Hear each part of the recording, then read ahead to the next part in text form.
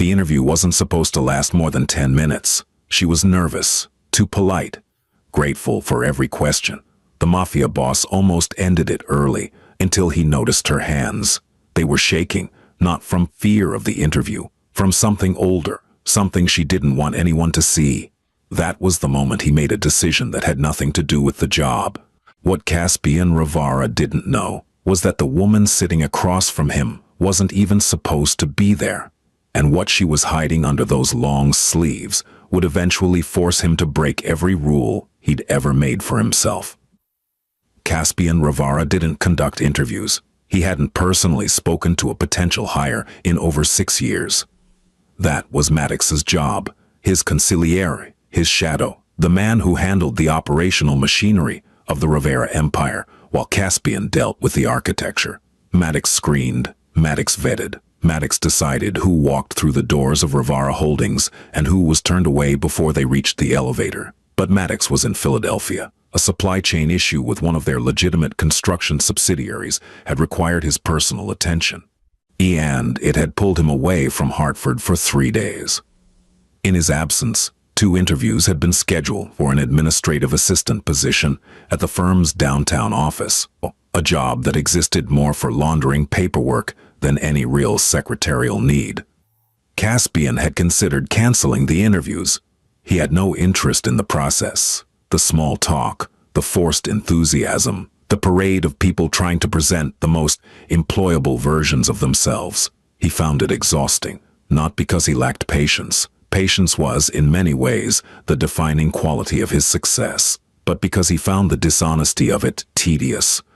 People sat in chairs and told you what they thought you wanted to hear, and you sat across from them knowing they were performing, and the entire exercise was a mutual agreement to pretend. But the interviews were already scheduled, and Caspian believed in honoring commitments, even small ones. It was one of the principles his mother had embedded in him during the years when she was teaching him how to lead. The man who keeps his word on small things will be trusted with large ones. The man who breaks promises because they're inconvenient will be broken by them. The first candidate had been unremarkable, 42 years old, an accounting background, a flat affect. She answered every question with bureaucratic precision and left without once making eye contact. Caspian had dismissed her before the door closed behind her. The second name on the list was Leora Tenley. She was late, not dramatically late. Not late in the way that communicated disrespect. She was 4 minutes late. And when the receptionist finally brought her in, Leora walked into the conference room like someone who had spent those 4 minutes trying to convince herself not to run. Caspian was standing by the window when she entered. He turned slowly, hands in the pockets of his charcoal suit, and studied her the way he studied everyone. Not with warmth, not with judgment, but with a careful, measured patience that could feel, to those on the receiving end, like being read. She was 23. She looked younger. Her dark hair was pulled back into a low ponytail that she'd clearly done in a hurry. A few loose strands fell against her neck, and she kept reaching up to tuck them behind her ear, a gesture so habitual it seemed involuntary. She wore a blouse that was slightly too large in the shoulders, as if borrowed. And then her shoes, black flats, had been polished but were cracking at the sides. "Miss Tenley?" he said. She nodded quickly. Yes, sir. I apologize for being late. There was traffic near the bridge and I..." "Sit down." She sat. It wasn't an unkind command, but she obeyed it with a swiftness that caught his attention. Not because it was unusual in his world. People obeyed Caspian Rivera without hesitation, as a matter of survival. But because there was something in the way she responded. Not deference to power. Something else. A conditioned reflex. A flinch, disguised as obedience. The conference room was cold, as Caspian kept most of his spaces. A long glass table stretched between them, a pitcher of water and 2 clean glasses placed at the center by someone who understood that he expected precision in all things. Though the walls were bare, except for a single framed photograph of Hartford's skyline taken from the river. A gift from the city's former mayor, who owed Caspian more than gratitude. Your resume says you attended Briarfield Community College, Caspian said, flipping through the single sheet she'd submitted. It was thin, sparse, the kind of resume that told him more in what it omitted than in what it included. Yes, I didn't finish. I completed 3 semesters. Why did you stop? Her hands moved to her lap, both of them pressed together. Personal reasons. He didn't push, not because he cared about her privacy, but because he recognized a wall when he saw one, and he understood that pushing against walls prematurely was how you made enemies in rooms where you hadn't yet decided whether you wanted allies. You've listed experience as a cashier, a filing clerk at a medical office, and 6 months as a receptionist at a law firm. Yes? The law firm, Caldwell and Price? They downsized. They closed, Caspian corrected, without malice, her cheeks flushed. Yes, they closed. He set the resume down and looked at her, not at the document, not at the glass wall behind her, but at her. She met his gaze for approximately 1 second before her eyes dropped to the table. Why do you want this job, Miss Tenley? The question seemed to surprise her, as if she'd prepared for hostility and received neutrality instead. She opened her mouth, closed it, and then spoke with a voice that was steady, only because she was holding it in place with everything she had. Because I need it. There was no pitch, in no rehearsed speech about passion or career goals. Just 4 words delivered with a rawness that most people who sat in that chair never permitted themselves. Caspian studied her hands. They were trembling. Not the kind of trembling that comes from caffeine or cold air. This was a tremor rooted in something deeper, fatigue maybe, chronic stress, the kind of exhaustion that nests in the nervous system and sets up permanent residence. He noticed something else, her left wrist, where the sleeve had ridden up just slightly as she reached for the glass of water, showed the faint edge of something, a shadow of color against her skin that was neither natural nor cosmetic. She saw him notice. She pulled her sleeve down. The gesture was fast, practiced, seamless. She'd done it 1,000 times. The position pays $48,000 a year, he said. Benefits begin after 90 days. Hours are 8 to 5, Monday through Friday.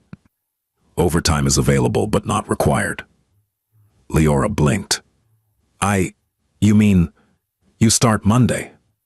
She stared at him. For the first time since she'd walked into the room, her composure cracked. Not from pain, but from something she seemed unprepared to feel. Gratitude, maybe, or disbelief. Sir, don't you need to check my references, or? Monday, 8 a.m. Ask the receptionist for your parking pass on the way out. He turned back to the window. She didn't move for a long moment, and then, quietly, she stood, smoothed the front of her blouse and said, Thank you, thank you. She left the room without looking back. The door closed behind her with a soft click. Thus Caspian stood at the window and watched the city below. Cars moving, people walking, a world that continued regardless of what happened inside the buildings that contained it. He picked up his phone and dialed Maddox. I filled the position, he said. Without me. You were unavailable. A pause. Who is she? Leora Tenley. 23. Community college, incomplete. No criminal record, no debts that I could see. And what made you hire her? Caspian looked at the chair where she'd been sitting, the glass of water she'd poured but never drank, the faint indentation in the leather where her body had pressed against it. She was honest, he said, and then he hung up. What he didn't say, what he wouldn't say to anyone, was that it wasn't her honesty that had stayed with him. It was her hands. The way they shook, and the way she pulled her sleeve down so quickly that it looked like breathing. The way she'd hidden something under that fabric with the skill of someone who had been hiding things for a very long time. She arrived at 7:47 a.m. on her first Monday, 13 minutes early. The building, a 12-story glass tower on Prospect Avenue that served as the legitimate face of the Rivara organization, was quiet that early, populated only by security and the cleaning crew. Leora had dressed carefully. A navy blouse with sleeves that reached her wrists, dark slacks, her hair pulled back more neatly than it had been during the interview. She carried a bag from a discount retailer that contained her lunch, a sandwich she had made at 5 a.m. before her son woke up. She had been awake since 4:30, not from excitement. Though there was some of that. A thin, nervous thread of it running beneath everything else. She had been awake because Corvin had come home at 2 a.m., loud enough to wake Oren, and she had spent the next 2 hours calming the boy, cleaning up the bottles Corvin had left on the kitchen counter, and setting her alarm for a time she knew would allow her to be out of the apartment before he woke. She had learned that mornings were safest when she was already gone. She sat in her car in the Rivara Holdings parking garage for 12 minutes before going inside. She used the rearview mirror to check her makeup, not vanity, but inventory. The concealer under her jaw was holding. The collar of her blouse covered the rest. She looked to herself like someone who had slept well and prepared carefully. And the distance between that image and the truth was a gap she had become expert at navigating. Her son, Oren, 3 years old, round-faced, solemn, with his mother's dark eyes and a quietness that was, for a child his age, unsettling. He did not babble the way other toddlers did. He watched, he waited. He had learned in 3 short years of life that silence was safer than sound. Other mothers at the playground noticed it. They would try to engage him, holding out toys, making faces, speaking in the high, bright voices that toddlers are supposed to respond to.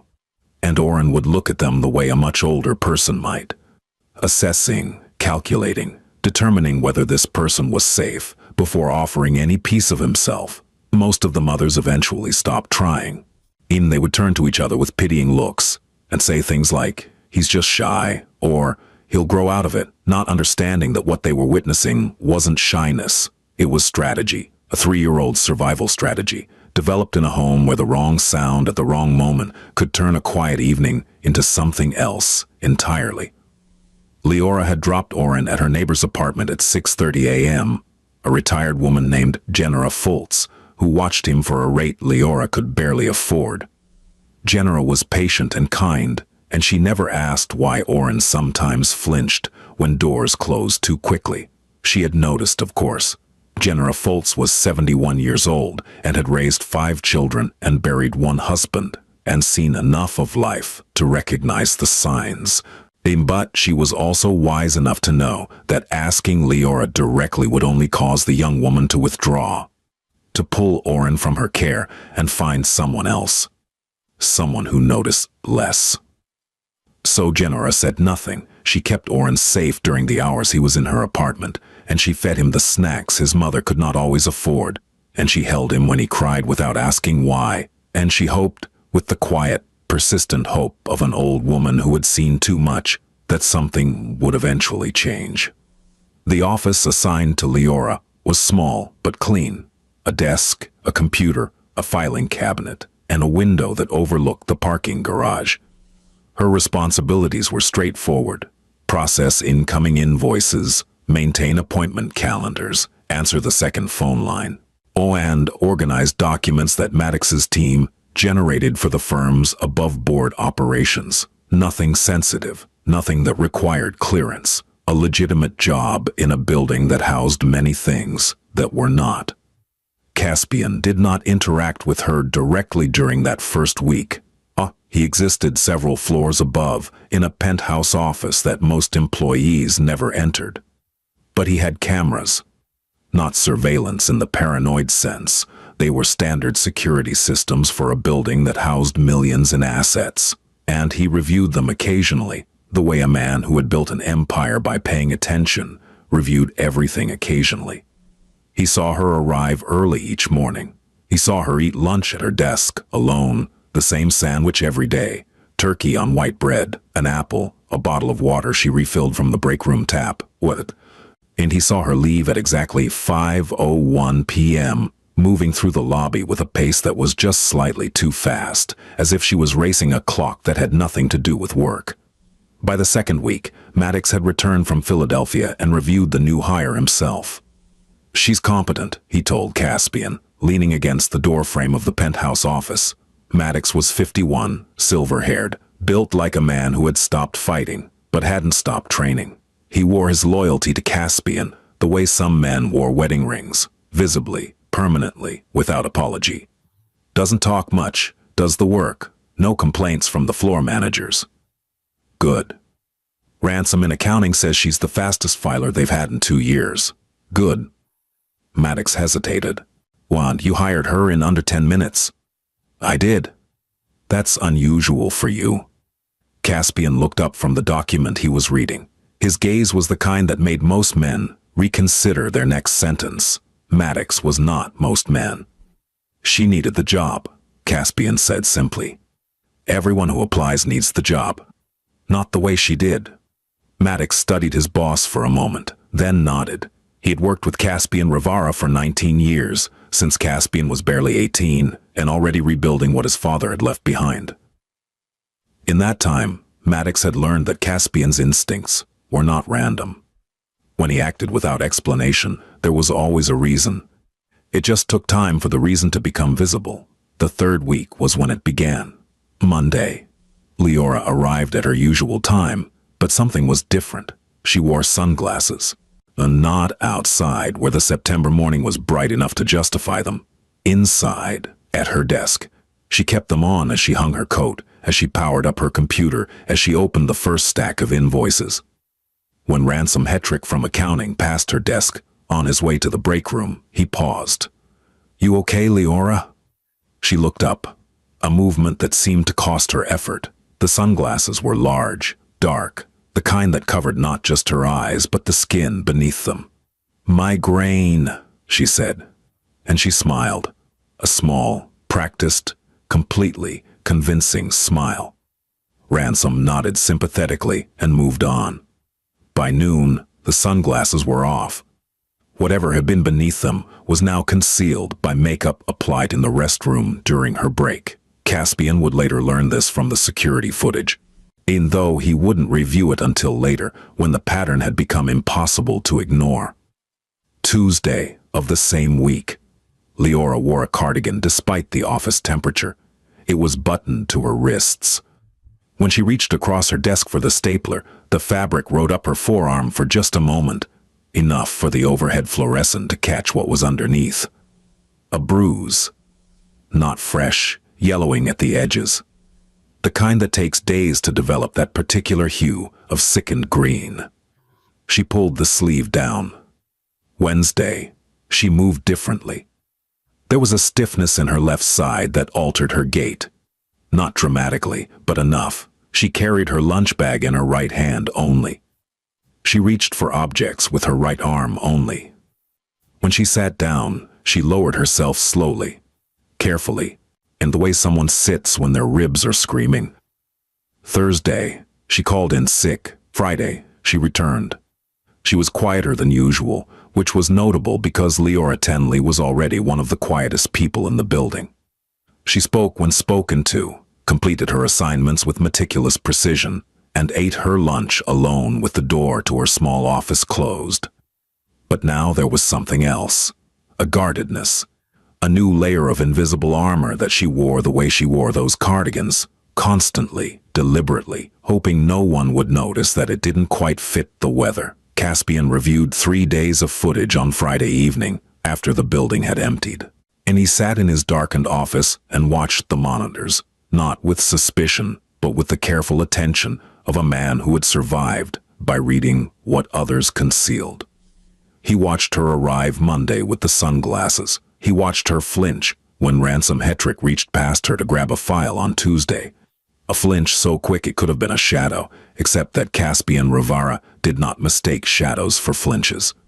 He watched her sit down on Wednesday with the controlled slowness of a person managing pain. He watched the empty desk on Thursday. He watched her return on Friday wearing a turtleneck in 74-degree heat. He closed the monitor and sat in the dark for a long time. There was a code that governed Caspian Rivara's world. Not the law. Laws were written by men who had never lived in the spaces between power and survival. His code was older, more personal. It had been shaped by his mother, Isolde, who had raised him alone after his father's death, and who had taught him, in the quiet hours of a childhood that was anything but quiet, that there were certain things a man with power must never tolerate. Cruelty against those who could not protect themselves was one of them. Exploitation of vulnerability was another, and the deliberate systematic destruction of a person's dignity, whether by a rival, an enemy, or someone who claimed to love them, was the one that Caspian's mother had spoken of with a coldness in her voice that he had never heard her use for any other subject. He didn't know yet what was happening to Leora Tenley. He had suspicions, instincts, patterns that his mind was assembling into a picture he hadn't yet decided to examine closely. But he knew one thing: something was wrong, and it was getting worse.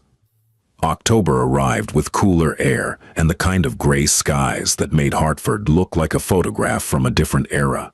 The trees along Prospect Avenue turned amber and rust, and the building's heating system kicked into full operation, filling every floor with a dry, persistent warmth that made heavy clothing unnecessary. Leora continued to wear long sleeves. She had been employed at Rivara Holdings for 5 weeks now, and by most measures she was exemplary. Her filing was immaculate. Her calendar management was precise. She had earned the quiet respect of the floor staff, not through personality, because she rarely shared anything personal, but through reliability. She was there every morning, she did the work, she didn't complain. But the signs were escalating. Week 5. She arrived on Tuesday with her left hand wrapped in an elastic bandage. When Ransom asked, she said she'd burned it making dinner. The explanation was plausible. Burns happen, bandages happen. Ransom nodded and moved on. But Caspian, reviewing footage from a different angle, noticed that the bandage covered not just her hand, but extended up her wrist, and that when she unwrapped it in the restroom during lunch to reapply it, the injury beneath was not a burn. It was a series of marks. Finger-shaped, the kind of marks that come from a grip that was not meant to hold, but to hurt. Week 6, she wore a scarf, not outside where the October wind justified it, but inside all day, and wrapped high around her neck. She adjusted it constantly, a tic that became so frequent that Emberly Voss, the office manager, finally asked if she was cold. "I'm coming down with something," Leora said. Sore throat. She said it with such ease, such automatic fluency. The lie arrived before the question had fully landed, as if she had a library of explanations stored and ready, filed by body part and level of visibility. Caspian made his first direct approach on a Wednesday afternoon, in the 6th week. He had come down to the 4th floor for a meeting with one of his attorneys, a rare enough occurrence that it generated whispers among the staff. And on his way back to the elevator, he stopped at Leora's office. The door was open. She was at her desk, typing. The scarf was still in place, her hair pulled back as always, and exposed the side of her neck where the scarf didn't quite reach, and there, just above the collarbone, barely visible, was a mark, purplish, recent. He knocked on the doorframe. She startled, not the normal startle of someone interrupted, the full-body startle of someone who lives in a state of perpetual alert. Her shoulders came up, her hands left the keyboard and went to her lap. Her eyes, those dark, careful eyes, found him, and for a moment he saw it.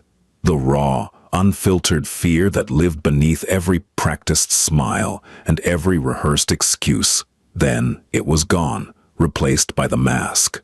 "Mr. Rivara," she said and stood. Can I help you with something?" "Sit down, Miss Tenley." She sat, that same immediate obedience that troubled him in the interview. He stepped into her office and closed the door, and she watched him do it, and he saw her posture shift, a barely perceptible tightening, as if the closing of a door was a signal her body had learned to interpret as danger. He sat in the chair across from her desk. "How are you settling in?" Fine. Good. Great, actually. The work is... I really enjoy it. Good. A pause. Are you well? The question was simple, 2 words, but Leora received it like a blow. Her mouth opened, then closed. Her hand drifted to the scarf at her neck, an unconscious gesture, and she caught herself, redirected the hand to the desk, pressed it flat against the surface. I'm fine, she said. Just, the weather's been changing and I think I caught a bug. You burned your hand last week. Making dinner. Silly mistake. The pan was... And the week before that. Oh, you called in sick on Thursday. She went still, not the stillness of calm, but the stillness of an animal that has been spotted. I had a stomach bug, she said. It was going around Oren's daycare. Oren is your son. Yes. The first real warmth in her voice. He's 3. Caspian nodded slowly. Miss Tenley, I'm going to ask you something, and I'd like you to answer honestly. Her hands were back in her lap, pressed together, shaking. Is someone hurting you? The silence that followed was the loudest thing in the room. It expanded to fill every corner, pressing against the walls, pushing against the window. Leora's face went through a sequence of expressions so rapid that a less observant man would have missed them. Shock, fear, recognition, calculation, and then, the one that settled, the one she chose, offense. What? No, of course not. Why would you ask me that? Because you've come to work 3 times in 6 weeks with injuries that you've explained with stories that don't match what I'm seeing. I told you I'm clumsy. You can ask anyone, I've always been clumsy. The marks on your wrist weren't from a burn. She pulled her hand under the desk. They were. They absolutely were. I grabbed the pan wrong and... Leora. The use of her first name stopped her. She looked at him, and in that look, he saw everything she was fighting to conceal. The exhaustion, the shame, the desperate need to maintain the story that kept her world from collapsing. I'm fine, Mr. Rivara, she said. Her voice was steady, firm, convincing, if you didn't know what to listen for. I appreciate your concern. I really do. But I'm fine. He held her gaze for a long moment. Then he stood. If that changes, he said, my door is open. She nodded. Thank you. He left. She sat alone in her office for 14 minutes after he was gone. She did not type. She did not reach for her phone. She sat with her hands in her lap, shaking, staring at the space where he had been, and tried to breathe. The phone calls started during week 7. Leora's personal cell would ring at unpredictable intervals throughout the day, sometimes once, sometimes 6 or 7 times in a row. She always stepped out to answer, always returned looking slightly diminished, as if each call subtracted something from her. She never mentioned the calls, she never explained them. But her productivity dipped noticeably in the hours that followed, and on 2 occasions, Emberly Voss found her in the restroom, not crying, not visibly upset, just standing at the sink, gripping the porcelain, staring at her own reflection with an expression that Emberly would later describe to her husband as empty. One afternoon, Caspian was on the 4th floor again when Leora's phone rang. She was at the copy machine, and she answered it with a quickness that suggested not eagerness, but fear of what would happen if she didn't answer quickly enough. Hey, she said. Her voice changed, dropped, softened, became smaller. No, I'm at work. I can't. I know, I'm sorry. I didn't mean... Corvin, please, I said I was sorry. A pause. Whatever was said on the other end made her close her eyes. I'll be home by 6. Yes, okay, I will, I promise. No, please don't. He's fine. He's at Ganara's and he's fine. Hey, please don't call her. I'll handle it. Okay, bye. She hung up. She stood at the copy machine for a moment, pressing the phone against her chest, and then she tucked it into her pocket and returned to her office with her head down. Caspian, standing in the hallway 10 feet away, had heard every word, Corvin. He filed the name away in the same mental vault where he stored the names of allies, enemies, and the small number of people who existed in the space between. People he had not yet decided how to categorize. That evening he called Maddox. I need information on someone. Who? A man named Corvin, connected to Leora Tenley. Maddox was quiet for a moment. The new hire. Yes. What kind of information? Everything. Maddox didn't ask why. He never did. How fast? Tomorrow. The file arrived at 9 a.m. the next morning, delivered not digitally, but in a physical folder, Maddox's preference for sensitive material. Caspian read it at his desk, with a cup of black coffee cooling untouched beside him. Corvin Dre, age 27. Born in Glastonbury, Connecticut, no degree, employment history, construction laborer, nightclub bouncer, currently unemployed. 2 prior arrests, 1 for assault, charges dropped, 1 for disorderly conduct, 30 days suspended, no convictions. Known associates, minor street-level dealers, none connected to Caspian's network. Current address, 14 Marbeck Lane, East Hartford, same address as Leora Tenley. Relationship status, listed as her ex-partner on social services documentation, related to their son, Oren Dre Tenley, ex-partner. But living at the same address. Caspian read the file twice. Then he read the arrest reports. The assault charge had been filed by a previous girlfriend, a woman named Thessaly Brigg, who had subsequently recanted her statement and refused to testify. The disorderly conduct had occurred outside a bar in New Britain, where Corvin had shattered a car window with his fist during an argument with an unidentified woman. Pattern. Caspian closed the file and sat in the silence of his office. Through the window, Hartford sprawled beneath him, a city of steeples and concrete, insurance companies and shadows. Somewhere in that city, in a small apartment on Marbeck Lane, a 23-year-old woman was going home to a man with a history of violence and a talent for avoiding consequences. And she was going willingly, and not because she wanted to, because she didn't believe she had the right to leave. It was a Friday evening in late October. The air was cold enough to justify the coat Caspian wore, a dark wool overcoat that made him look less like a man of his position and more like any other professional heading home after a long week. He drove himself, which he rarely did.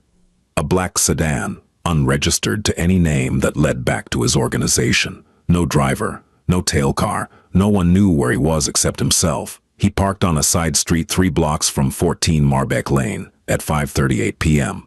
The neighborhood was what real estate agents would call up and coming, which meant it was still struggling. The homes were a mix of duplexes and small apartment buildings, some well-kept, most bearing the quiet erosion of deferred maintenance.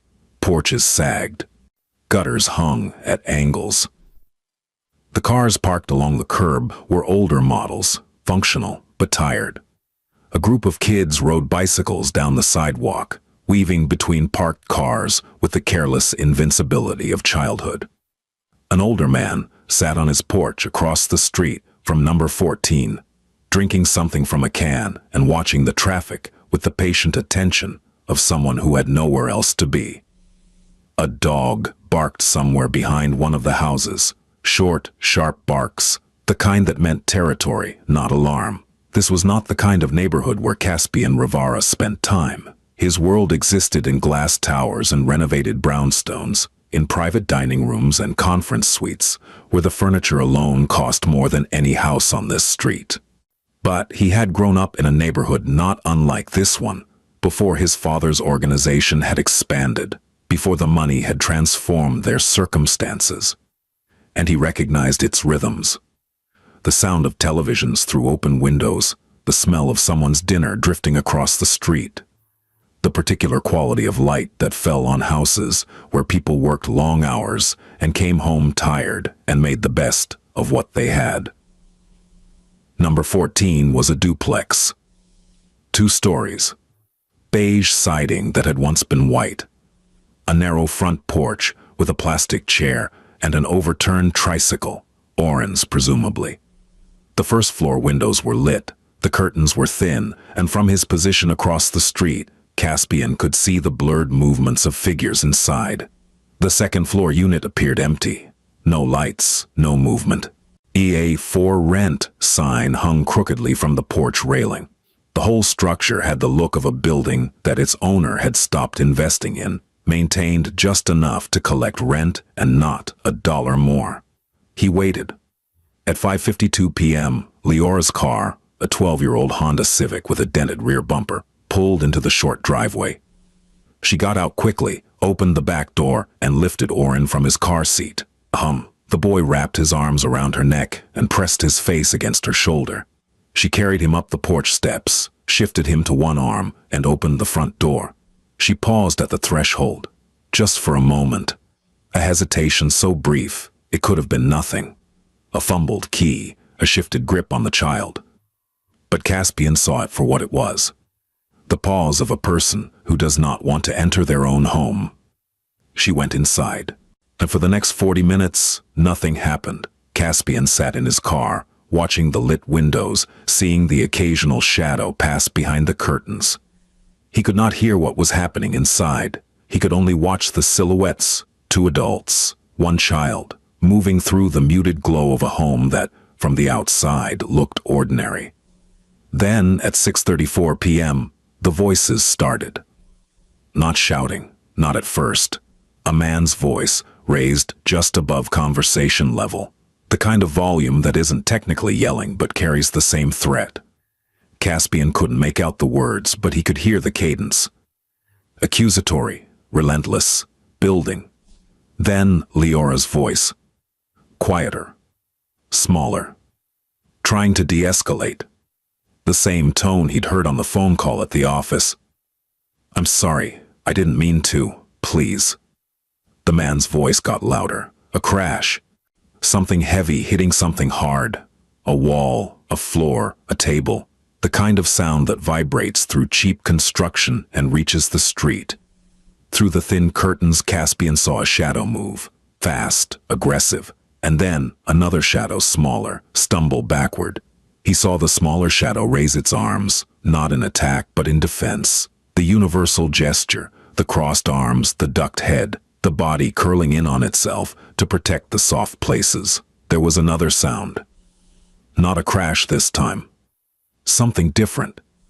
The sound of a person's body making contact with a surface in a way that bodies should not. It was dull, final. The kind of sound that comes from force, applied to flesh by flesh. And then, worst of all, silence. Not peaceful silence. The loaded silence that follows impact. The silence of aftermath. The silence that fills a room when one person has been hurt and both people are deciding what to do next. One deciding how to minimize what just happened. The other deciding whether they can move. A light went on in the back of the apartment. A door closed. The bathroom, maybe. He could imagine what was happening behind that door without needing to see it. Leora standing at the sink, running cold water over whatever part of her body had taken the impact. Staring at her own reflection, constructing the explanation she would use tomorrow. "Oh, I tripped. I walked into the door. I'm so clumsy." He imagined Oren. Where was Oren? In his room? In his crib?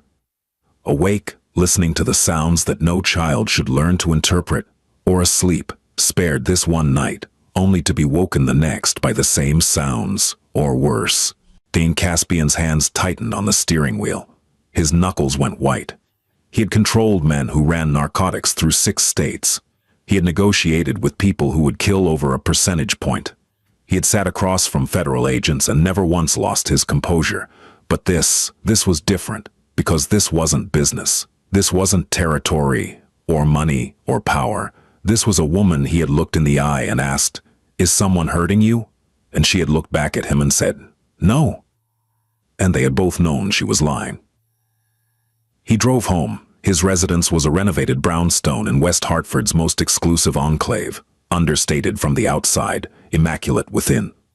He entered through the private garage, hung his coat in the hallway, and walked to his study without turning on the lights. And he poured himself a single measure of whiskey. He didn't drink it. Instead, he sat in the leather chair his mother had bought him when he'd purchased this house. The same chair she'd sat in during the final months of her illness, when she was too proud to use a hospital bed and too tired to climb the stairs. And he thought. He thought about his mother, About Isolde Rivara, who had been married to a man everyone feared and had never once been afraid of him. Because his father, for all his brutality in business, had operated under the same code that Caspian now carried. You do not harm those who trust you. You do not break what you claim to love. He thought about Leora's hands shaking in the interview. He thought about the scarf she wore in 74-degree heat. And he thought about the crash he'd heard through the thin walls of 14 Marbeck Lane and the silence that followed. And he thought about Corvin Dre, a 27-year-old man with no power, no ambition, no code, and no purpose except the systematic dismantling of a woman who believed she deserved it. Caspian made a decision that night. Not the decision people might expect from a man in his position. He did not call his enforcers, did not order retribution, did not set the machinery of his empire into motion against a man who, by every metric that mattered in his world, was insignificant. Instead, he picked up his phone and called someone he hadn't spoken to in 2 years, Dr. Aurelian Cobb. Aurelian was a psychologist who specialized in trauma and domestic violence. She ran a private practice in New Haven and consulted for 3 shelters in the region. She was also the only person outside his organization who knew the full truth about what Caspian Rivara did for a living, because she had treated his cousin Thessalina after a situation that had nearly destroyed the family. Aurelian, he said, I need your advice. It's 10 o'clock at night, Caspian. I know. She heard something in his voice. She always did, and her tone shifted. Tell me. He told her. Not everything. Not the surveillance, not the file on Corvin, but enough. A woman at his office, signs of abuse, denial when confronted, emotional dependency on the abuser. Aurelian listened without interrupting. When he finished, she was quiet for a long time. You can't force her to leave, she said. I know. If you confront her again, she may withdraw further. She may quit the job. I know. If you go after him directly, you'll confirm her fear that the world is dangerous and that she needs him to survive it. He's probably told her that no one else would want her, that she's lucky to have him. If you remove him, you remove her framework, and without support in place, she'll find another one just like him. What do I do? You create conditions. Safety, consistency. You let her know, without pressure, that there is a world outside that apartment where she is valued for who she is, not what she endures. You don't save her, Caspian. You give her the tools and the space to realize she can save herself. He was quiet. There's a legal aid organization in Hartford, Aurelian continued. Whitfield Resources. And they handle domestic situations, restraining orders, custody, housing, and there's a therapist I can recommend. Someone who specializes in exactly this kind of dependency. When she's ready, and I mean when she is ready, not when you decide she should be, these are the resources that will matter. And if she's never ready, then you accept that you did what you could, and that her choices, even the ones that hurt her, are still her choices.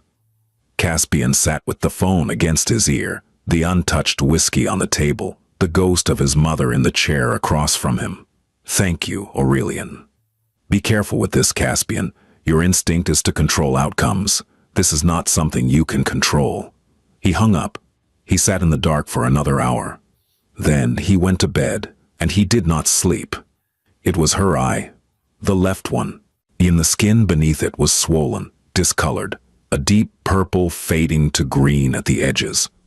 She had tried to cover it with concealer, but the swelling defeated the makeup, and the result was a patchwork of skin tones that drew more attention than the bruise itself would have. She wore the sunglasses again. She kept them on at her desk. She kept them on in the break room. She kept them on when Emberly Voss stopped by her office to drop off a stack of filing, and Emberly, who had raised 4 daughters and recognized the geography of a black eye with the precision of a cartographer, stood in the doorway for a moment longer than necessary before walking away with a look on her face that was equal parts rage and sorrow. By noon, the whispers had started. Not cruel whispers. The staff at Rivara Holdings were, by and large, people who understood discretion, but concerned ones. Ransom Hetrick told Emberly he'd noticed the bruise. Emberly told Maddox. Maddox told Caspian. She's wearing sunglasses indoors, Maddox said. It's her eye. I know. What do you want me to do? Nothing yet. Maddox studied him. You've been watching her. I've been paying attention. Those are the same thing coming from you. Caspian stood from his desk. Clear my afternoon. What are you going to do? Talk to her. He found her in her office at 2:15 p.m. She was on the phone, not her cell, but the office line, confirming an appointment for one of the attorneys. When she saw Caspian in the doorway, her voice faltered for just a moment before she recovered, finished the call, and hung up. Mr. Rivera. Take off the sunglasses. Leora. The directness of it, no preamble, no small talk, seemed to freeze her in place. She sat behind her desk with her hands flat on the surface, and he could see them trembling. They're for my migraine. I get these, say. Take them off. She didn't move. He stepped inside, closed the door, sat down across from her. The room was small enough that only the desk separated them, and in that confined space, the reality of what was happening became impossible to avoid. I'm not going to ask you if someone is hurting you, he said. We both know the answer. What I'm going to tell you is that what is happening to you is not your fault. It is not something you deserve, and it is not something that will get better on its own. Leora's composure, which had held through weeks of lies and smiles and long sleeves, began to fracture, and her lower lip trembled. She pressed her lips together to stop it. Her hands curled into fists on the desk. You don't understand, she said. Her voice was thick. He's not always like that. He has a temper, but he's working on it. He's trying. How long has he been trying? She didn't answer. How long, Leora? It's been since before Oren was born. But it wasn't bad at first. It was just, he'd get frustrated and sometimes he'd... She stopped, swallowed. He loves me. I know how that sounds. I know, but he does. He tells me all the time. He says he can't live without me. That's not love. You don't know him. I know what I see when you walk into this building. You see what you want to see. The words came out sharper than she'd intended, and she immediately retreated. Her eyes dropped, and her shoulders curved inward, and she shook her head as if apologizing for the outburst. I'm sorry. I didn't mean... Don't apologize for having a reaction. She looked at him then, really looked at him, and in that look, Caspian saw the war raging inside her. The part that knew the truth, fighting against the part that had spent years constructing a reality in which the truth didn't exist. He's Oren's father, she said quietly. He loves his son. When things are good, they're really good. He brings me flowers. He tells me I'm beautiful. He holds me and he cries sometimes. He tells me he's sorry. He tells me he'll change. Does he change? The silence was answer enough. I can't leave, she said. I don't have anywhere to go. My mother is... She's in Florida and she told me I made my bed. My friends, the ones I had, yet they don't come around anymore, and if I leave, he'll get custody. He's told me. He said his lawyer will prove I'm unfit. He said I'm the one with the problems. He said, her voice broke. He said if I leave, he'll find me. Caspian leaned forward. His voice when he spoke carried a quietness that was more powerful than volume. The controlled calm of a man who had learned that real authority doesn't need to be loud. Listen to me. What he tells you about custody, it's not true. There are organizations that exist specifically to help women in your situation navigate the legal system. What he tells you about being unfit, it's not true. You work, you care for your son. You show up every day to a job that you do with more diligence than people I pay 3 times your salary. What he tells you about finding you, that is a threat. Threats are something I understand very well. She shook her head. You don't know what he's capable of. I know exactly what he's capable of, and I'm telling you, not as your employer, but as someone who sees what is happening. You do not have to live this way. I love him. The words hung in the air between them like smoke. I know you believe that, Caspian said. It's not a belief. He's the father of my child. He's the only person who ever... When we first met, he was different. He was kind. He would bring me coffee in the morning and hold the door and call me just to hear my voice. I fell in love with that person, and I keep thinking he's still in there. That if I'm patient enough, if I don't push him, if I'm better, if you're better. I know what I do wrong. I know what sets him off. If I could just, I provoke him sometimes. I don't mean to, but Leora, stop. She stopped. You are not responsible for another person's violence. You are not the cause. You are not the trigger. No amount of being better will fix what is broken inside him, because what is broken inside him is not something you broke. She stared at him. Tears slid from beneath the sunglasses, tracing lines through the concealer she had applied so carefully that morning. I don't know how to leave, she whispered. I've tried, twice. I packed a bag, and I got as far as the car, and I couldn't do it. I kept thinking about what would happen to him, what he'd do, whether he'd hurt himself. He told me once that if I left She couldn't finish. He uses that, Caspian said. He tells you he'll hurt himself because he knows it keeps you there. It's not love, Leora. It's a chain. She pulled the sunglasses off. The bruise was worse than it had looked through the tinted lenses, a deep, angry purple that spread from her cheekbone to the corner of her eye. She looked at him with an expression that was part defiance, part surrender, and part something he hadn't seen before in the weeks he'd known her. A small, fragile, almost invisible spark of recognition. I'm scared, she said. I know. I don't know who I am without him. That is exactly what he wants you to feel. She wiped her eyes with the back of her hand. Looked at the desk, looked at the filing cabinet, looked at the window overlooking the parking garage, the ordinary, mundane window of an ordinary, mundane office that had somehow become the safest place in her world. What do I do? She asked. And Caspian Rivara, a man who gave orders to hundreds, who moved money and power with the precision of a chess master, who had never once, in his adult life, been uncertain about a course of action, said the only thing he could say honestly. When you're ready, there are people who can help. Not me. Professionals. People who understand what you're going through and who can help you build a path forward, a safe one, a legal one, one that protects you and your son. He placed a card on her desk, plain white, a phone number, a name, Whitfield Resources. You don't have to call today, he said. You don't have to call this week, but keep it and know that the option exists. She picked up the card, held it. One turned it over in her fingers as if it were something fragile and dangerous, because for her, in that moment, it was. It was the physical manifestation of a choice she had spent years convincing herself she didn't have.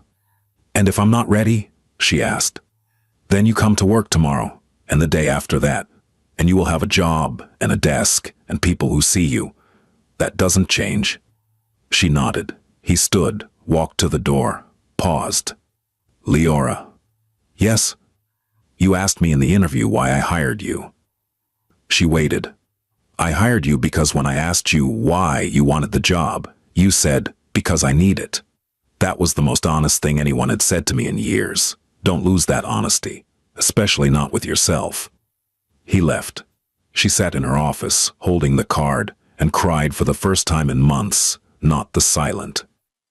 Any suppressed tears she had learned to produce and erase, but real, shaking, ugly sobs that she muffled with her hand, because even in her safest place, she was afraid of being heard. The event that changed everything happened on a Tuesday evening in November.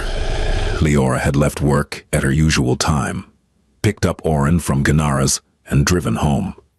She was carrying 2 bags of groceries and her son when she opened the front door and found Corvin sitting on the couch in the dark. He was not drunk. That was the first thing she noticed, because his worst moments usually coincided with alcohol. He was sober, alert, and watching the door as if he'd been waiting for her. Where were you? He said. Work. Then I picked up Oren and stopped for groceries. You're late. 5 minutes. And the line at the store was, I called you. My phone was in my bag. I called you 4 times. She set the groceries on the counter, shifted Oren to her other hip. The boy was watching his father with those solemn, silent eyes, the eyes of a child who had learned to read atmospheric pressure the way sailors read the sky. "I'm sorry," Leora said. "I didn't hear it ring." Corvin stood. He was taller than her by several inches, heavier by 40 pounds. The remains of a muscular frame that had softened since he'd stopped working, but still carried the mass of a man accustomed to using his body as a tool. "Oh," he walked toward her slowly. "Who were you with?" "No one. I was at work and then You've been different lately." "I haven't. I'm the same as I've always." "Someone's been talking to you." Her blood went cold. "No one's been talking to me." "Your boss, that guy Rivara. He's my employer. We barely speak." Corvin was close now. Close enough that she could smell the cigarettes he'd smoked while waiting.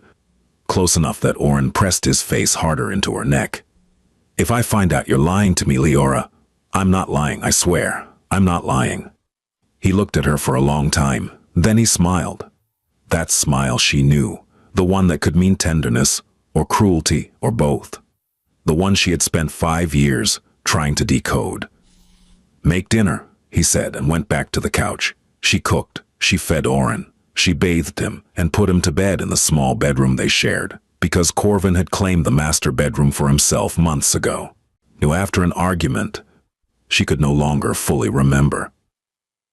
She read Oren a story, kissed his forehead, and lay beside him until his breathing slowed. Then she went to the living room, where Corvin was watching television. "Come here," he said. She went. He pulled her onto the couch beside him, put his arm around her, held her close, kissed her temple.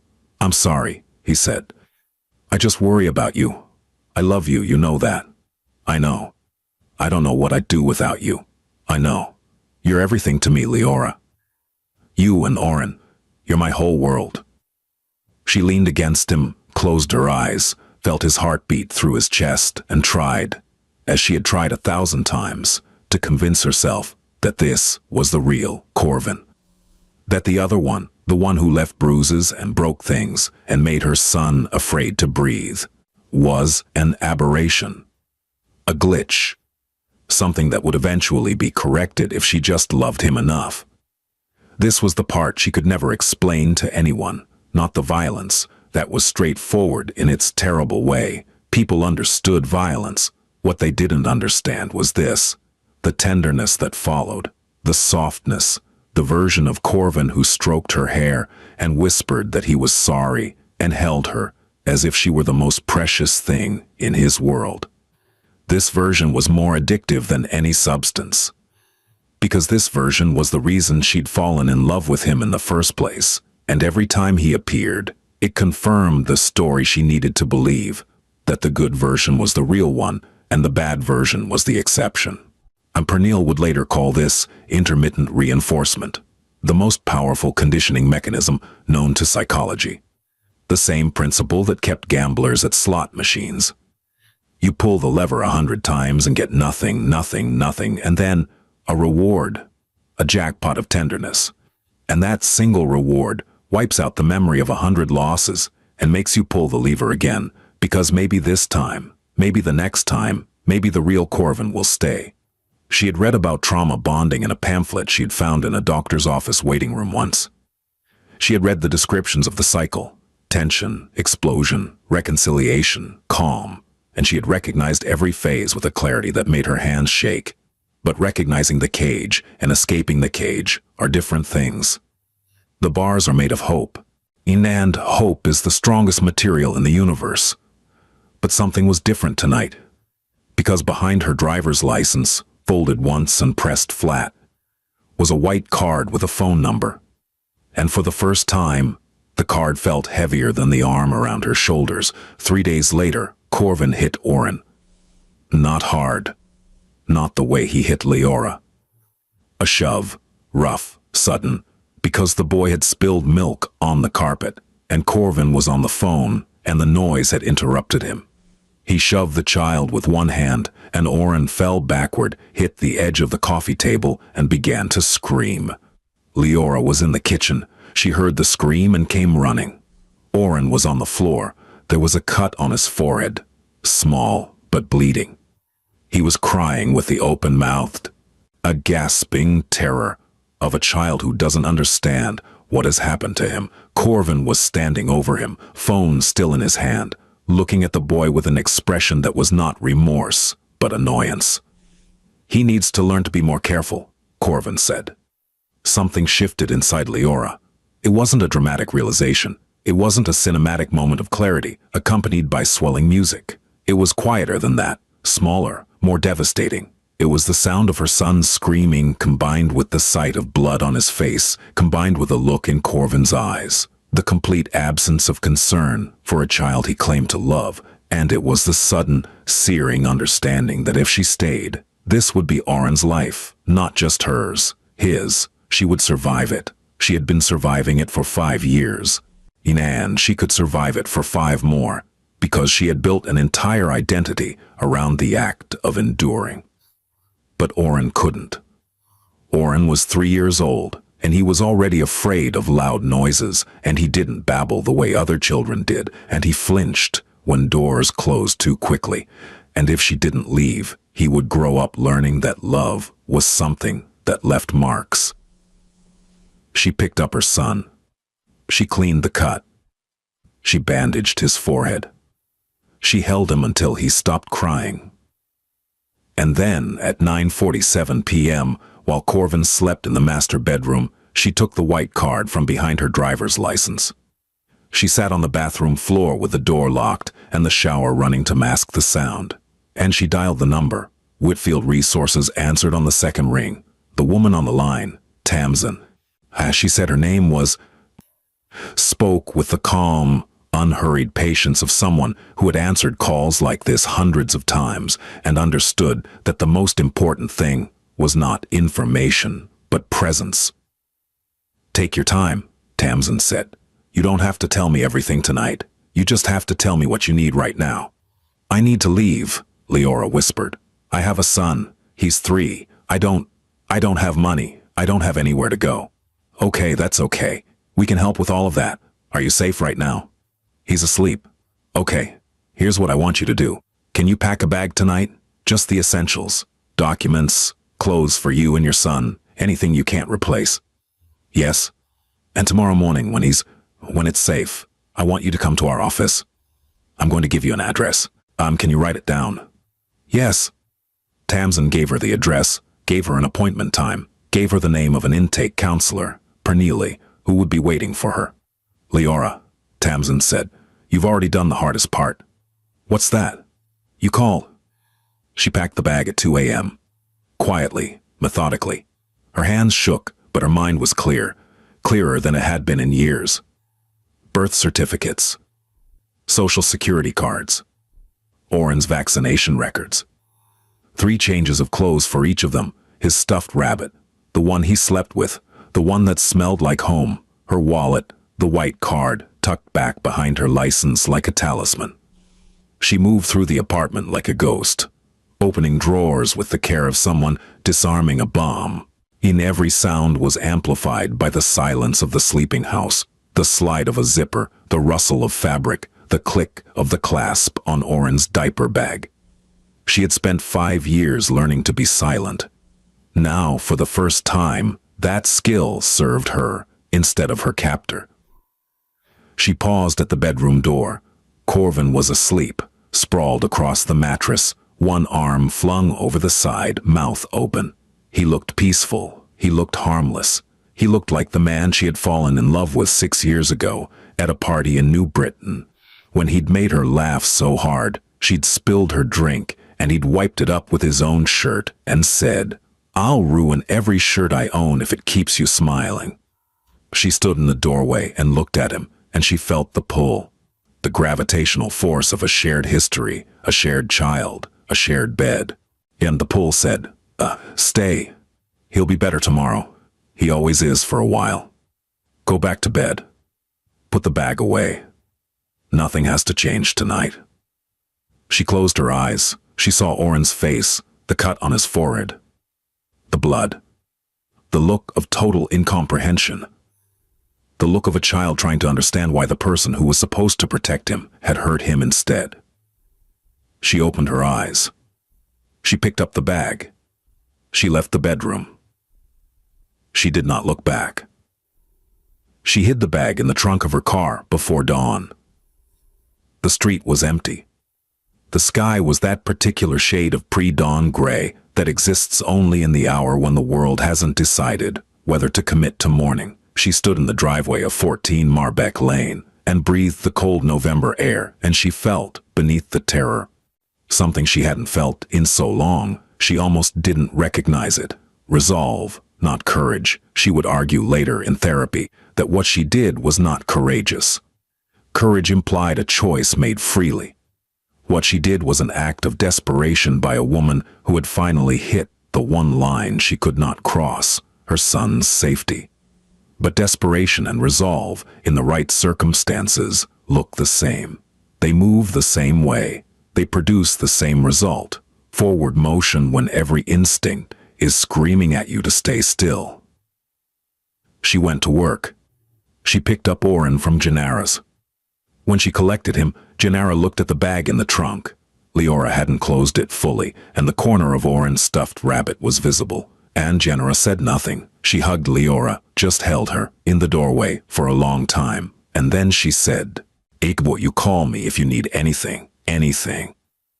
She did not go home. She drove to Whitfield Resources.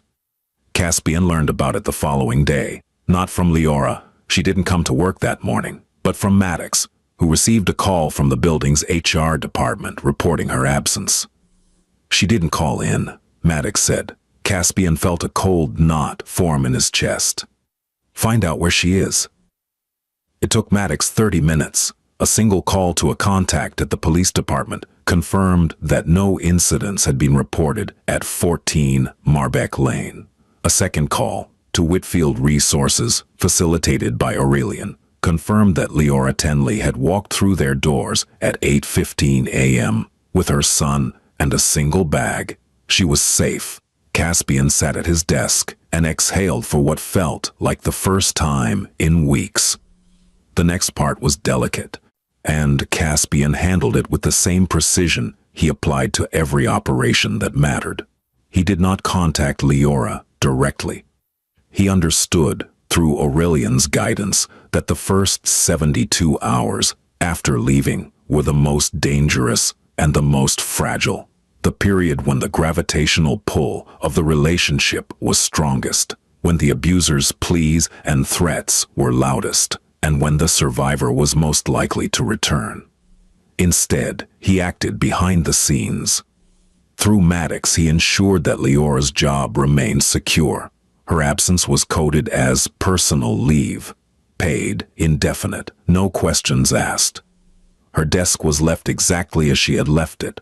Her coffee mug, her pen cup, the small frame photograph of Oren she'd placed on the corner. Through Aurelian, he connected Whitfield Resources with additional funding, discreetly, anonymously, through a foundation that existed for exactly this purpose.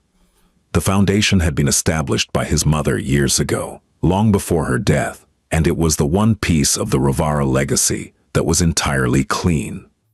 Through his attorney, Evander Montrose, a man who handled legal matters for the organization with surgical precision, he ensured that Leora would have access to a family law attorney at no cost when she was ready to pursue custody and a restraining order. He did not go to Marbeck Lane. He did not confront Corvin Dre. He did not send anyone to deliver a message or a warning or a threat, not because the impulse wasn't there. It was like a current running beneath the surface of his control, but because Aurelian had been clear and he trusted her judgment. If he intervened directly with Corvin, he risked making Leora a target of retaliation and undermining the legal protections she would need. This was not his war to fight. It was hers. His role was to ensure she had the weapons. The first week at Whitfield Resources was the hardest. Leora and Oren were placed in transitional housing, a small, clean apartment in a secure building with a coded entrance and a staff member on site around the clock.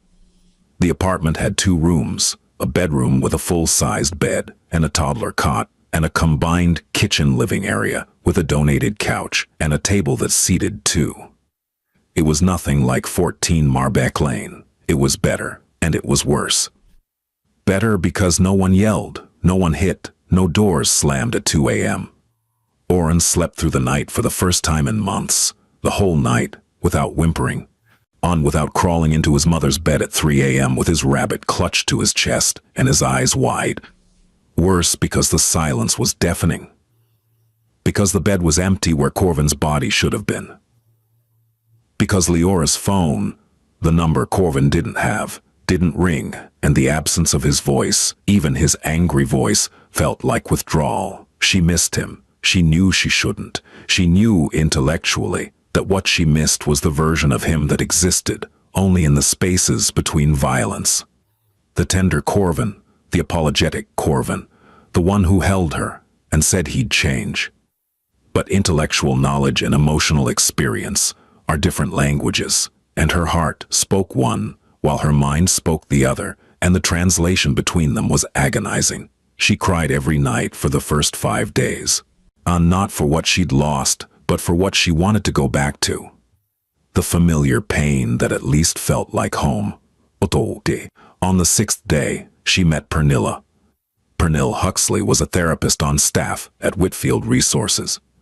She was in her early 50s, with close-cropped silver hair and a voice that managed to be both warm and uncompromising at the same time. She specialized in trauma bonding and emotional dependency, the specific psychological architecture that kept people tethered to those who harmed them. Their first session lasted 90 minutes. "Tell me about the first time he hurt you," Pernilla said. Leora didn't want to answer. She sat in the small office with her hands in her lap.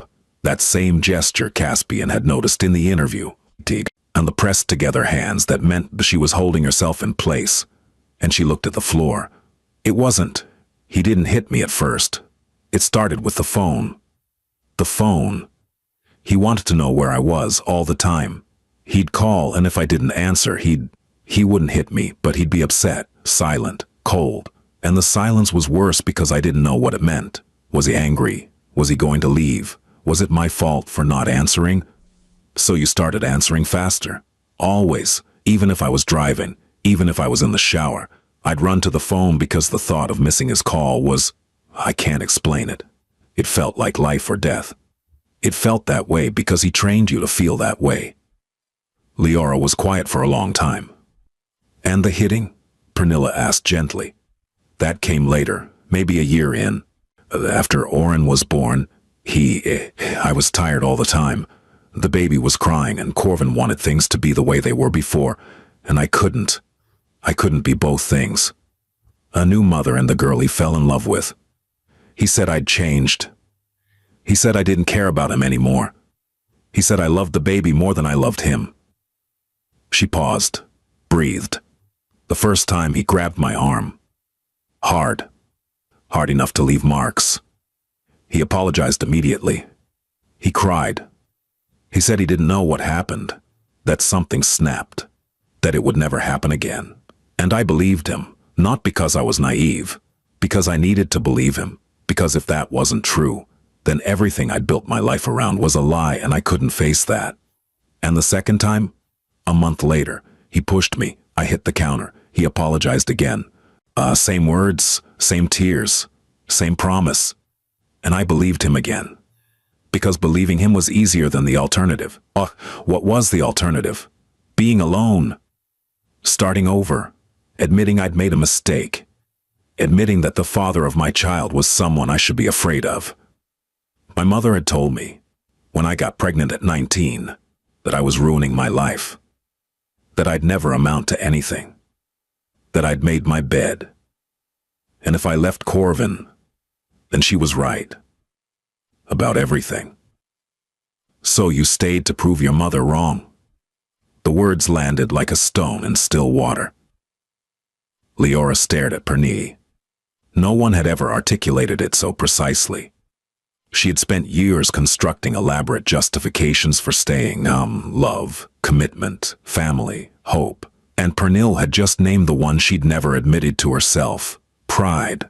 And the refusal to confirm someone else's low expectations of her. When did I stop being me? Pernille leaned forward. You didn't stop. You adapted. Everything you did. The vigilance, the phone, the explanations, the excuses. Those were survival strategies. They kept you alive. They protected your son. But they were never who you are. They were what you did to get through. So who am I? That's what we're going to find out. Week 2. Leora began attending group sessions at Whitfield. She sat in a circle with 5 other women, different ages, different backgrounds, the same wounds. She didn't speak during the first session. She listened. She heard Thessaly, who was 29, describe how her ex had isolated her from her family by telling her they didn't really care about her, how he had slowly, methodically, dismantled every relationship she had until he was the only person left. He made me believe they abandoned me, Thessaly said. But he was the one locking the doors. She heard Coincidental, who was 44, explain how she'd gone back 4 times before the 5th time stuck. Coincidental was a registered nurse. She had a master's degree. She understood, on a clinical level, exactly what was happening to her, could name the cycle, could identify the hormones, could diagram the neuroscience of trauma bonding. And still she went back. 4 times. Because knowing and feeling are different things, Coincidental said. My brain knew. My body didn't care. My body was addicted to the cycle. The terror, the relief, the tenderness that came after. It's the same chemistry as any other addiction. And you don't beat an addiction just because you understand it. She heard Marigold, who was 20, talk about the night she realized her boyfriend's apologies were a script he performed to keep her in place. He said the same words every time, Marigold said. Exact same words. I don't know what came over me. You know I'd never hurt you on purpose. I love you more than anything. And I finally realized he wasn't sorry. He was pressing a button, the apology button, the one that reset me back to 0 so he could do it again. She heard Selene, who was 37 and had left her husband of 12 years, describe the specific loneliness of the first week. People think the hard part is leaving, Selene said. The hard part is the silence. You go from a house full of chaos to a room where the only sound is your own breathing. And your brain doesn't know what to do with that. It interprets the silence as danger, because for years, silence was what came right before the explosion. So you sit in your safe apartment and your body is in fight or flight because it can't tell the difference between peace and the calm before the storm. By the end of the session, Leora was crying. Not from sadness. From recognition. That's what it feels like, she told Pernille afterward. Hearing other people say the same words, the exact same words. I'm clumsy. He's working on it. He didn't mean it. It's like we all read from the same book. Because the patterns are the same, Pernille said. The abuser's playbook doesn't change. The details change. The names, the places, the specific acts. But the architecture is identical. Isolation, control, intermittent reinforcement, blame reversal. It works because it's designed to work. So I'm not stupid. You were never stupid. You were trapped in a system that was built to make you feel like you couldn't leave. Week 3. Leora returned to work. She walked into Rivara Holdings at 8:02 a.m. 2 minutes late, which she would have apologized for profusely a month ago, but now simply noted and moved past. Her desk was exactly as she'd left it. The coffee mug, the pen cup, Oren's photograph. She sat down, turned on her computer, opened the first file, and she breathed. Amberly Voss appeared in her doorway 10 minutes later with a cup of coffee, not from the break room, but from the cafe across the street. The good kind. The kind Leora had never bought herself, because she'd always considered it an unnecessary expense.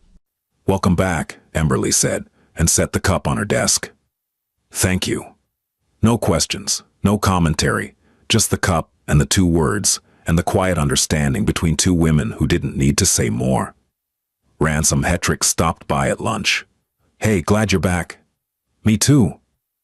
Maddox appeared in her office at 3 p.m. with a stack of files that needed organizing and a briskness in his manner that communicated more clearly than warmth could have, that she was needed, not pitied, needed. "These are a mess," he said, dropping the stack on her desk. "Whoever filed them last should be fired." Oh wait, that was me."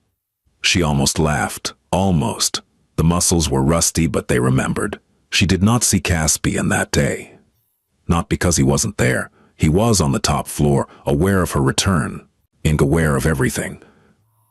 But because he understood that his presence, at this point, would carry too much weight. He was the man who had asked, the man who had pushed, and right now, what she needed was normalcy, not the person who had witnessed her at her most vulnerable. But she found an envelope on her desk at the end of the day. No name on it. Inside, a single sheet of paper from the HR department confirming that her health insurance had been upgraded to include mental health coverage, therapy, psychiatry, and family counseling, effective immediately. She held the paper for a long time. The legal process began in week 4. Evander Montrose's associate, a family law attorney named Jessamy Thorne, met with Leora at Whitfield Resources to discuss her options. Jessamy was precise, patient, and thorough. She explained the process for a protective order. She explained custody law. She explained that Corvin's criminal history, combined with documented evidence of abuse, gave Leora a strong case for sole custody. "Evidence?" Leora asked. "Medical records. Photographs if you have them. Witness statements. Employment records showing patterns of absence." I didn't take pictures. I didn't think anyone would believe me." "People will believe you," Jessamy said. "And the medical records from your emergency room visits, the one in August and the one in June, those are documented." Leora stared at her. "How did you know about those?" Jessamy simply looked at her. "We do our research. The protective order was filed the following week. Corvin was served at 14 Marbeck Lane by a process server at 10 a.m. on a Wednesday, and he was ordered to maintain a distance of 500 feet from Leora, from Oren, from her workplace, and from the transitional housing facility." The process server later told Jessamy Thorne that when Corvin opened the door and read the documents, his face went through a transformation that the server, a man who had delivered thousands of legal documents in his career, described as chilling. Not anger, not confusion. A calm, flat nothing followed by a smile that didn't reach his eyes.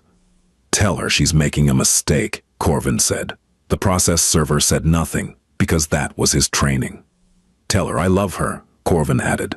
And then he closed the door. He called her. She didn't answer. He called again, and again, 17 times in 1 hour, each call a slight variation of the same message, some pleading, some angry, and some tender, some threatening. The voicemails, which Jessamy would later use as evidence in the custody hearing, were a master class in manipulation. "Baby, please, I love you. I need to talk to you. Just give me 5 minutes. I can change. I'm already changing. Why are you doing this to us? To our family? You're taking my son away from me. How can you do this, after everything I've done for you? You know you can't make it on your own. You know that. Come home. Just come home and we'll figure it out. We always figure it out." 17 messages, 17 variations of the same thing. "Without me, you are nothing." She didn't answer. On the 18th call, she blocked the number, and then she sat on the bathroom floor. The bathroom in her new apartment. The safe one. The quiet one. And she pressed her phone against her chest and shook and cried and breathed and didn't call him back. Each of those 17 voicemails pulled at something inside her. Each one found a different thread. The guilt, the love, the fear, the obligation, the hope, and tugged. A month ago, the 10th voicemail would have broken her. She would have called back. She would have driven to Marbeck Lane. She would have walked through that door and into his arms and told herself that this time, it would be different. But a month ago, she hadn't sat in a circle with 5 other women who had heard the same voicemails from different men. A month ago, she hadn't heard Pernille name the pattern. Hoovering, they called it, the abuser's attempt to vacuum the victim back in. A month ago, she hadn't learned that the tenderness in those messages was not love but strategy. She knew now, and knowing didn't make it hurt less, but it made her stay on the bathroom floor instead of getting in the car. The months that followed were not a fairy tale. There were setbacks. There were nights when Leora lay awake and missed the weight of his body beside her, not because it was safe, but because it was familiar, and familiarity, even painful familiarity, has a gravity that is hard to escape. There were mornings when she stood in front of the mirror and heard his voice in her head. "You're nothing without me. No one else would put up with you. You're lucky I'm here." And she had to close her eyes and breathe and remind herself that the voice was a recording, not a prophecy. And there was one night, 3 weeks after leaving, when she almost went back. She was sitting in the transitional apartment with Oren asleep in the next room, and the silence was so complete and so unfamiliar that it felt like suffocation. She picked up her phone. She opened her contacts. She stared at the blocked number, and her thumb hovered over the unblock button, like a recovering addict reaching for the bottle they know will destroy them. She didn't press it. But the fact that she almost did terrified her more than anything Corvin had ever done to her. Because it meant that the damage wasn't just in her body. The bruises healed, the ribs stopped hurting, the black eye faded.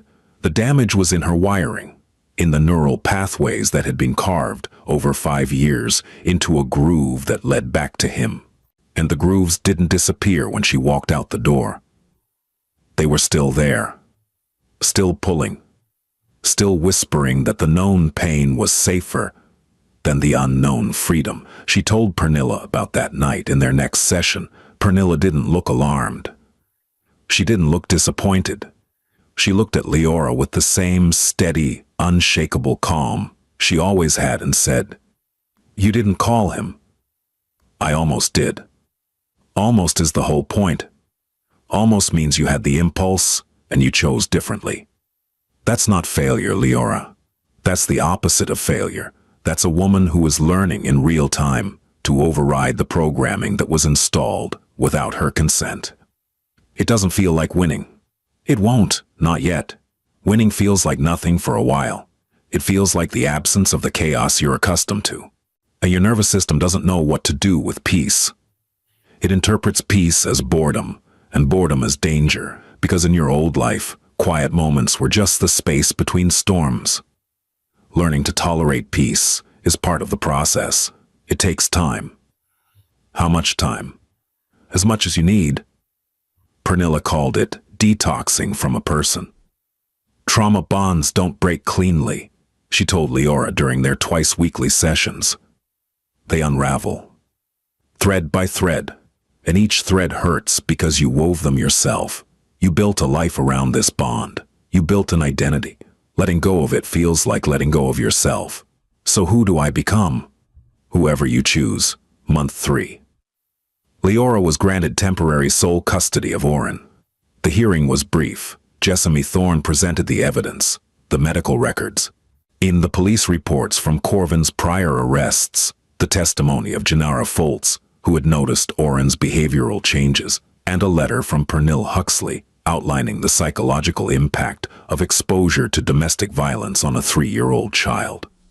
Corvin appeared with a court-appointed attorney. He was clean-shaven, wearing a suit that didn't fit well, and he looked at Leora across the courtroom with an expression that was designed to communicate remorse, but that she now recognized, thanks to months of therapy and group sessions, as performance. He looked good. That was the cruelest part. He had gotten a haircut. He was wearing cologne, the same one he'd worn when they first started dating, and the scent reached her across the courtroom and hit her like a physical blow. But her body responded before her mind could intervene. The quickened pulse, the flush of warmth, the automatic softening that years of conditioning had wired into her nervous system. Her body still loved him. Her body hadn't gotten the memo. She gripped the edge of the table. She looked at Jessamy Thorne, who gave her a small, steady nod. She looked at the judge. She looked at the American flag behind the bench. And she breathed. She did not look at Corvin again. When his attorney argued that Corvin was a loving father who deserved the opportunity to maintain a relationship with his son, Leora felt the old guilt surge, the familiar voice that said, "You're taking his father away, you're breaking up a family. This is your fault." But Pernilla had prepared her for this moment. They had practiced it. He literally rehearsed it in therapy. The guilt would come, and she would let it come, and she would not follow it. "The guilt is not yours," Pernilla had said. "He built it. He installed it. It's his construction, not your truth." She did not look away. She did not cry. She sat in her chair with her hands steady, for the first time in as long as she could remember, and she let the process do what processes do. Temporary sole custody. Granted. Supervised visitation. Approved. Contingent on Corvin's completion of a court-mandated anger management program. Leora walked out of the courtroom and into the November sunlight, and she stood on the steps, and she breathed. Oren was at Gennara's. She would pick him up in an hour. She would take him home, to their home, the transitional apartment that was slowly becoming something more permanent. Something that smelled like the lavender candles she'd started buying, and the oatmeal she made every morning, and the detergent she chose herself, because she could choose things now. She called Pernille from the courthouse steps. "How do you feel?" Pernille asked. "Terrified." "Good. Good. Terrified means you're feeling something real. For years you numbed yourself to survive. Terror is honest. It means you're alive." Month 5. Leora moved into a permanent apartment, a one-bedroom, in a complex that Whitfield Resources had helped her secure through a housing assistance program. It was small. It was hers. She painted Oren's corner of the bedroom a pale blue, and he helped her, his small hands covered in paint, laughing in a way she hadn't heard him laugh in over a year. The first night in the new apartment, she couldn't sleep. Not from fear. The building had a security system, a coded entrance, and neighbors who had been screened by the housing program. She couldn't sleep because the bed was positioned against a wall that faced west, and through the window she could see the lights of Hartford stretching toward the horizon, and it occurred to her that she had never chosen where she lived. She had lived with her mother until she was 17. She had lived with Corvin from 17 onward. Every address on every form she had ever filled out was someone else's decision.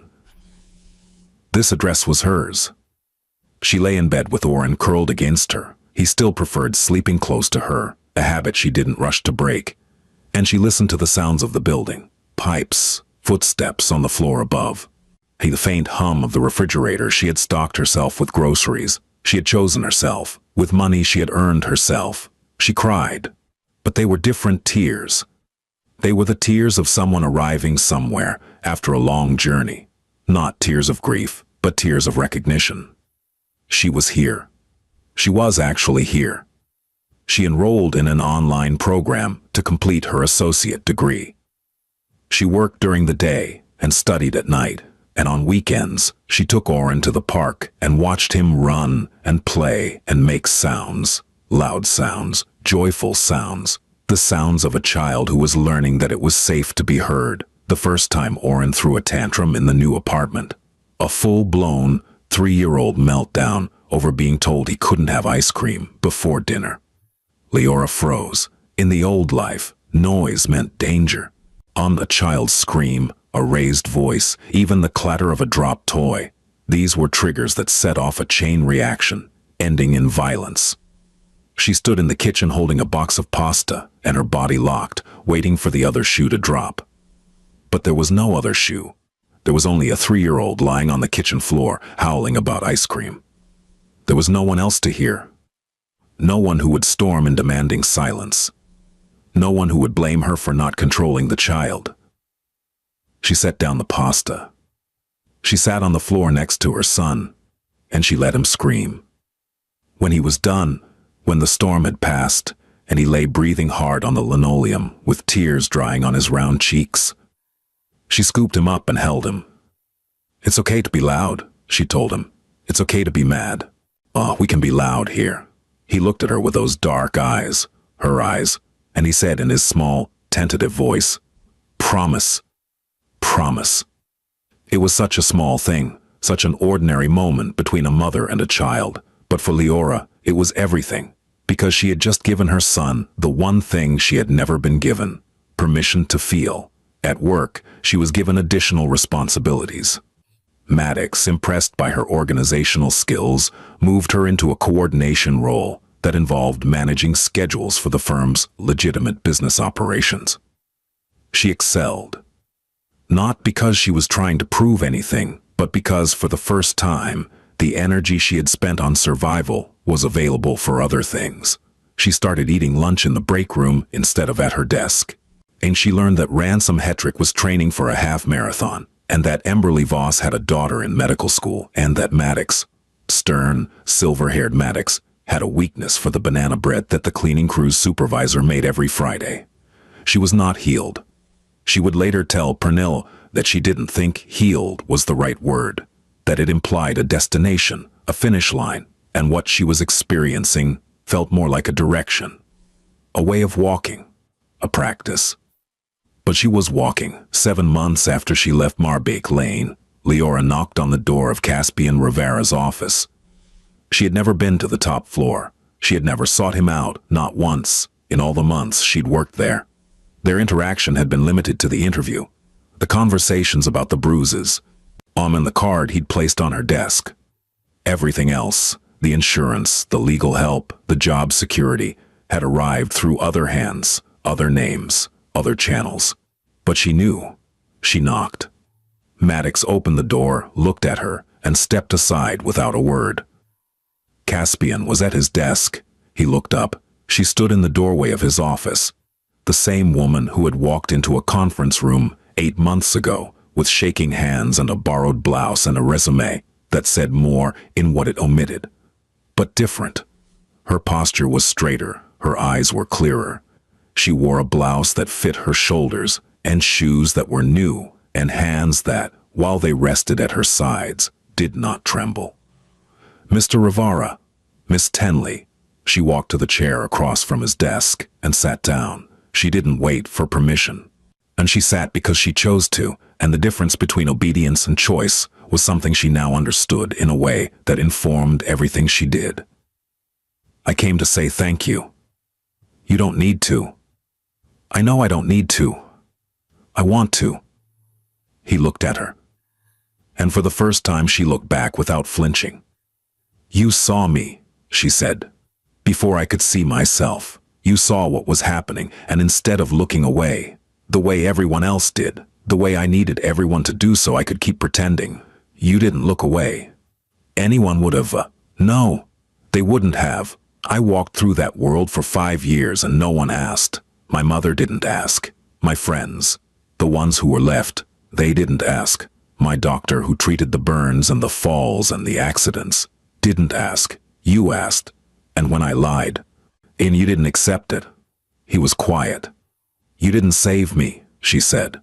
"I want you to know that I understand that. You didn't kick down the door.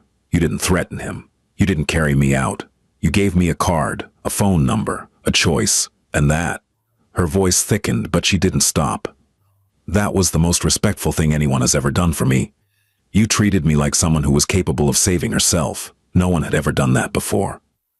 Caspian Rivera, who negotiated with senators and managed an empire and never, in his adult memory, had been at a loss for words, sat behind his desk and said nothing.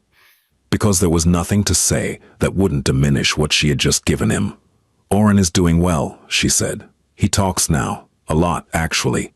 He told me yesterday that he wants to be a firefighter. A good ambition. And I'm finishing my degree. I'll have my associates by spring." "Good." She stood, extended her hand. He took it. Her grip was firm. Steady. "Thank you, Mr. Rivera." "Caspian." She smiled. A real smile.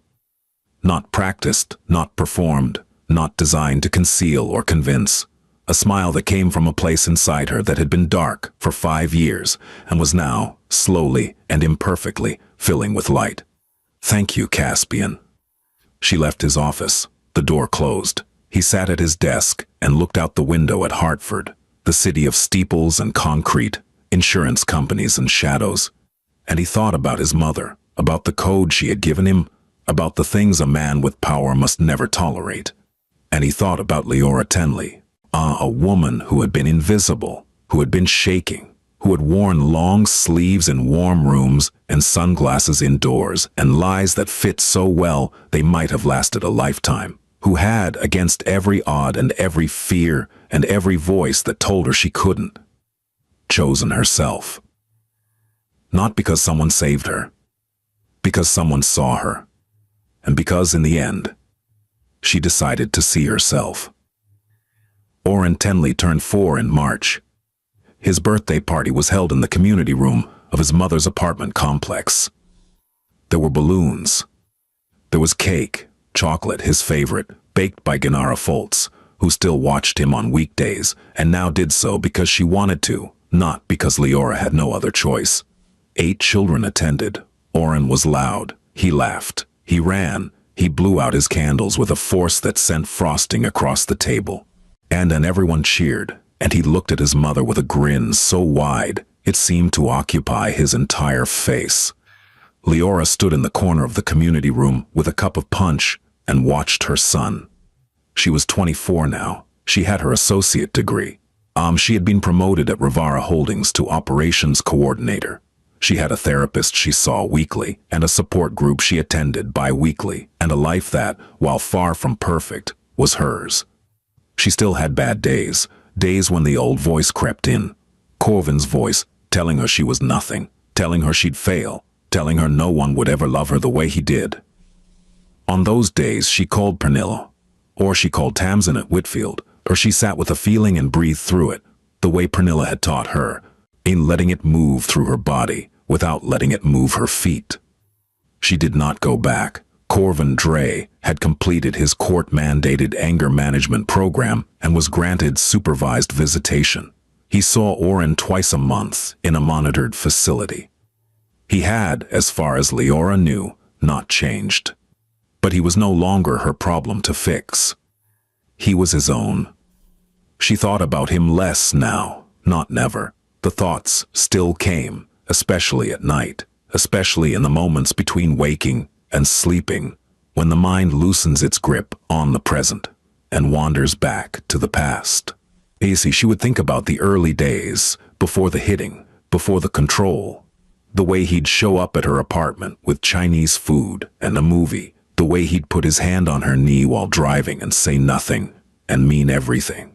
Those memories were the hardest to release because they were real. The good moments were real. They had just been planted in poisoned soil. Pernilla had given her a framework for this. You can grieve the good parts without going back for them, she'd said. You can miss someone and know you're safer without them. Those things aren't contradictions. They're the truth. And Leora Tenley, who had once believed she was nothing, who had once worn her bruises like a second skin, who had once sat in an interview with shaking hands and said, "Because I need it," with such honesty that it stopped a powerful man in his tracks. Leora Tenley was still walking, not healed, not finished, not arrived, walking. And that was enough.